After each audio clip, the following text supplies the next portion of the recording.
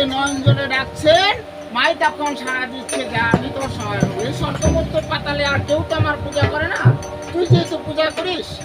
তো রাবণ ধীরে ধীরে বলছে, কই কই আমার পুত্র হত্যাকারী, অন্যায় ভাবে আমার পুত্রকে হত্যা করেছিস, আমি এবার মায়ের শক্তি নিয়ে এসেছি, এবার আস আমার সম্মুখ সমরে। রাম বলছে, তুমি কতবারই না বললে, এত বড় যদি সাহস থাকে তুমি তোমার মার দুঃখে এসে। বলছে এইটুকুর বালকে এত বড় কথা, আমি আমার মার শক্তি নিয়ে এখানে এসেছি, এবার আস আমার সঙ্গে যুদ্ধ করা। যখন রাবণ মাকে স্মরণ করছেন, দেবী সর্বভূত শক্তিরূপেণ সংস্থিতা নমতস্যই নমতস্যই নম নম স্মরণ করেছেন মার নামে। ধীরে ধীরে কৈলাস থেকে বলছেন শিবকে, হে শিব, আমার ভক্ত আমাকে স্মরণ করেছে, আমার ভক্তকে রক্ষা করতে হবে। বলছে তোমার আমার ভক্তকে, তুমি জানো না এই স্বর্গমধ্য পাতালে একমাত্র রাবণ আমার পূজা করে, রাবণ আমার ভক্ত। বলছে ওই নারী চূড়া যে নারী হরণ করে এনেছেন, একজন নারী চূড়া, ওই নারী সীতাকে হরণ করে এনেছেন, আর তুমিও তো একজন নারী, তোমার কি মনে দয়াময় নেই? বলছে আমার দয়াময় নেই, কেউ তো আমার পূজা করে না, তাই আমার ভক্তকে রক্ষা করতেই হবে। যখন রাবণ ডাক দিয়েছেন, কৈলাস থেকে ধীরে ধীরে মা শক্তি এসে পড়ছে। যখন রাবণের রথে এই মা শক্তিকে দেখেছে, ভাই লক্ষণকে বলছে, ভাই লক্ষণ, আমার আর মনে হয় দেশে যাওয়া হবে না, কারণ যেহেতু মা শক্তি রাবণের রথে এসে বসে পড়েছে, আমরা যুদ্ধ করেও পারবো না, আমরা সীতাকে উদ্ধারও করতে পারবো না, আর দেশে যাওয়া হবে। লক্ষণ বলছে, কেন দাদা, আমাদের তো দেবতা আছে। বলছে আমাদের দেবতা, বলছে আমাদের দেবতা আছে, আমাদের দেবতা হচ্ছে আমরা শিবের পূজা করি, শিব তো আমাদের দেবতা, আমরা তাকেও স্মরণ করি। বলছে না না ভাই, মা শক্তি, মাতৃশক্তি হলো সবচেয়ে বড়, এই যে মাতৃশক্তি সবচেয়ে বড়। আধ্যাত্মিকে যান, ভজনে যান, বৃন্দাবনে যখন যাবেন, জয় রাধে জয় রাধে রাধে রাধারানীরই জয়। যখন মা শক্তি তার রথে ভাইকে বলছে, ভাই আমি আর দেশে যাবো না, তুই যা। আর আমি যাবো না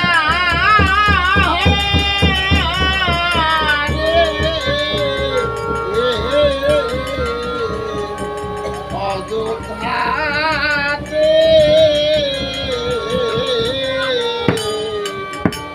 তুমি দেশ ওরে যাও রে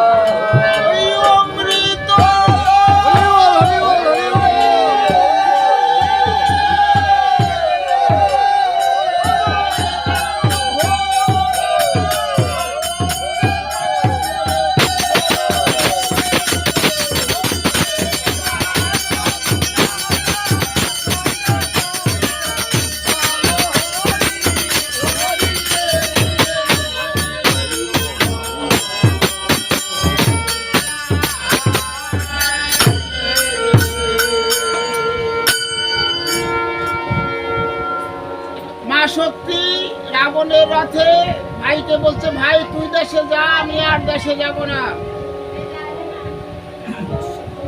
লক্ষণ বলছে, আমার মাকে মা বলার আছে আমার ভাই, তোমার মাকে মা বলার এই জগতে তোমার কেউ নাই। রাম বলছে, দেশে যাবার কালে লক্ষণ যাই সরস নদীর ঘাটে অভাগা রামচন্দ্রের নামে একটা বালির পিণ্ড দিও। যারা সেবা এ জগতে তারা জোড়ায় জোড়ায় চলে, আমার মতো কপাল পোড়া যার জগতে ভাই হারাই গেছে সে তো বুঝে ভাই কত বড় বেদনা। আমার মতো কপাল পোড়া নাই বুঝি এই সংসারে।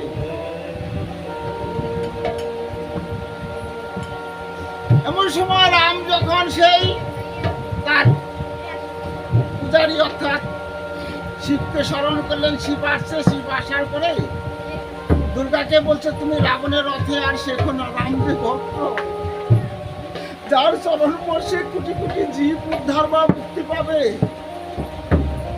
তোমার এই রাবণও এই শ্রীরামচরণের পদের গুণে সেও মুক্তি পাবে। তুমি এখানে চলছে, বলছে না কেউ তো আমার পূজা করে না। রাবণ বলছে, মা তুমি যেও না, আমি তোমার শিবকে ত্রিশূল আগে ধুলায় দূষিত করে দেব। কেউ যদি স্বামী হত্যার কথা বলে সে নারী কি বাবা ঠিক থাকতে পারে?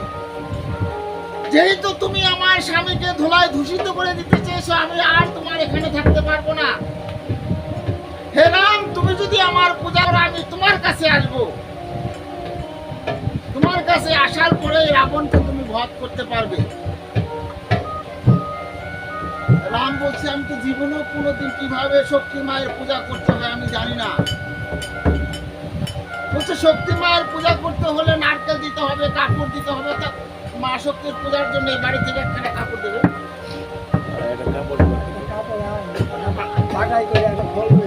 আর পুরোহিতকে বিদায়ের জন্য যা কিছু লাগবে, এই নগর ঘুরে যা কিছু পাবে, লক্ষণ ঠাকুর বললো এই নগর ঘুরে যা কিছু পাবে তাহাদের পুরোহিতকে বিদায় করে দেবে। এইগুলি আমি এখানে কৃত্তিবাস পণ্ডিতের জন্ম শুভক্ষণ, এইগুলি আমি একটু বিশ্রাম নিচ্ছি। রামায়ণ জয় নিতাই।